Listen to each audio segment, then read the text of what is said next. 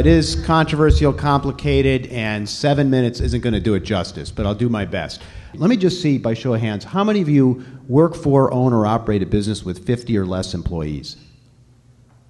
And how many of those, with your hands up, keep your hands up, don't let them down yet, are providing health insurance to all those employees? Okay, maybe about a quarter of those. And then how many of you work for employers where you've, or own or operate employers that have 50 to 500 employees? And keep your hands up. How many of those are providing health insurance to your employees? All of them. Well, a bit more. And then how many of you work for employers that have 500 or more employees? And how many of you have your employers providing health insurance in some way, shape, or form? Pretty much all of those. Okay, so therein lies the tale.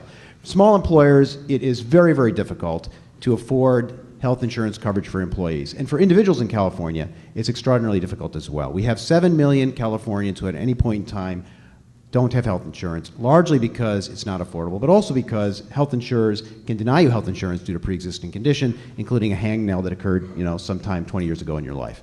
So the Affordable Care Act is all about trying to get everybody insured, and it does this by requiring everyone to get insured, by essentially expanding the risk pool.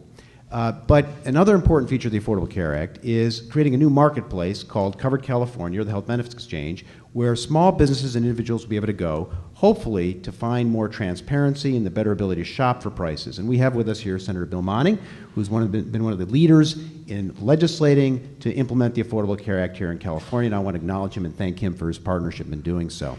We have a big, big task ahead of us as we set this thing up. A lot of challenges ahead, but let me just tick through very quickly what some of the immediate benefits are of the Affordable Care Act that you're enjoying right now. How many people here have kids age 26 or younger?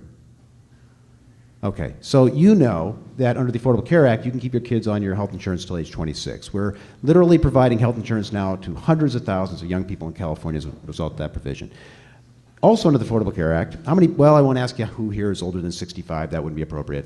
But under the Affordable Care Act, if you're on Medicare, there's that point where you hit the donut hole and you have to reach in your pocket to pay for those tremendously expensive prescription medications. Under the Affordable Care Act, that donut hole gets shrunk over time. Initially you get rebates. Over time, the cost of those drugs change dramatically, and ultimately the donut hole collapses entirely. Affordable Care Act also provides that certain preventative care is no longer charged co-payments on. The Affordable Care Act also provides for the elimination of lifetime and annual caps. Elimination of lifetime and annual caps has been a big, big problem because those caps have precluded people from getting the care they need. Affordable Care Act also requires that health insurers and HMOs put 80 to 85% of the money they collect from us into actual health care instead of profit and overhead. The list of immediate benefits we're enjoying right now goes on and on and on. In 2014, we're turning on the new Covered California Health Benefits Exchange, where employers with 50 or fewer employees or individuals will be able to go to shop and purchase health insurance. Now, what's important about that is the way we're structuring here in California is that every HMO and health insurer selling in the exchange has to offer a standard benefit package that meets a minimum benefit design, which is really important, so no more junk insurance. It doesn't really cover people when you need it. We're placing limitations on deductibles and co-payments, and we're requiring them to offer a product that allows you to do an apples-to-apples, oranges-to-oranges comparison across products, across carriers, based on price, which is really hard to do right now if you've ever tried to do it. Now, there are very, very complicated provisions associated with small businesses. I would encourage you to do one thing right now. Take out a pen or pencil and write down the following web address if you're a small business owner. And that web address is, wait, I better make sure I have it right, healthlawguideforbusiness.org. healthlawguideforbusiness.org.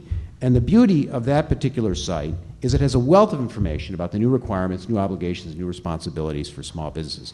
One important thing to note is that if you're an employer with 50 or fewer employees, you are not obligated to provide health insurance to your employees.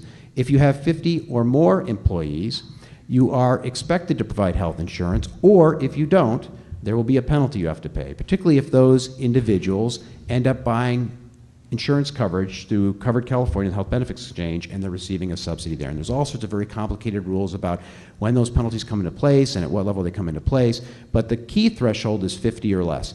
If you are an employer with 50 or fewer employees, you have the right to purchase health insurance through the shop component, the small business component of Covered California Health Benefits Exchange. You're also entitled, if you're an employer with 25 or fewer employees, you meet certain other requirements, if you have, on average, a payroll of about $50,000 per year for your employees, you're able to access up to 50% federal tax credit to defray the cost of purchasing health insurance for your employees. So it's very complicated. There are a lot of very, very different rules that have to be looked at, and each and every one of you, if you're a business owner, operator, or manager, are going to have to take a look at those rules and see how they apply to you and your business.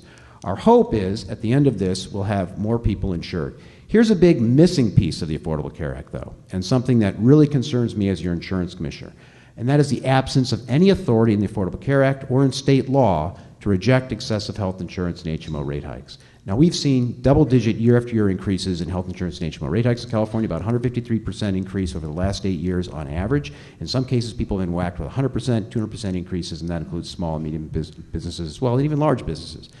Unfortunately, the Affordable Care Act nor state law give me the authority to reject rate hikes that are excessive. I have that authority, interestingly enough, for auto insurance, homeowners insurance, all property and casualty insurance. You might have noted a month ago I ordered State Farm of the nation, but State Farm in California to reduce their rates 12.6% for 1.6 million California homeowners, saving them $150 million in rates. They'll still make a good return, but the rates were too high.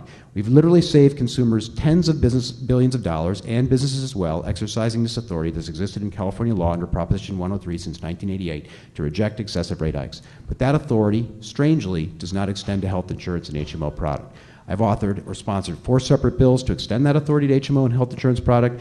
The Health Insurance and HMO lobby has blocked that legislation in the state legislature. I will note that there's a ballot measure, apropos of Tom's discussion a moment ago, on the November 2014 ballot that would give the insurance commissioner the authority to reject excessive health insurance and HMO rate hikes. Without that, I'm convinced, based on what I see happening in the market and based on some of the costs associated with the Affordable Care Act, that rates are going to continue to climb even after full implementation of the Affordable Care Act. So I believe very, very passionately we need to change the law, otherwise we're going to be eaten alive by these ever-increasing premium prices. One last note. This is not radical. 35 other states have given their insurance commissioner the authority to reject excessive health insurance and HMO rate hikes. We are behind the curve on this issue in California, and it's time that we fix that. And I'm told to wrap, and so I will wrap. Also encourage you to, I mentioned this website, but I think it's also important that you also reach out to your trusted insurance advisor, agents and brokers who are very knowledgeable people and understand the practice of insurance and help you make these decisions as you're trying to make them as a business owner and operator. So thank you for your kind attention. I would have loved to have talked much longer about this and probably a little slower. But I'm worried my wife's going to call me too. Thanks again. I'm happy to take any questions you might have. Good.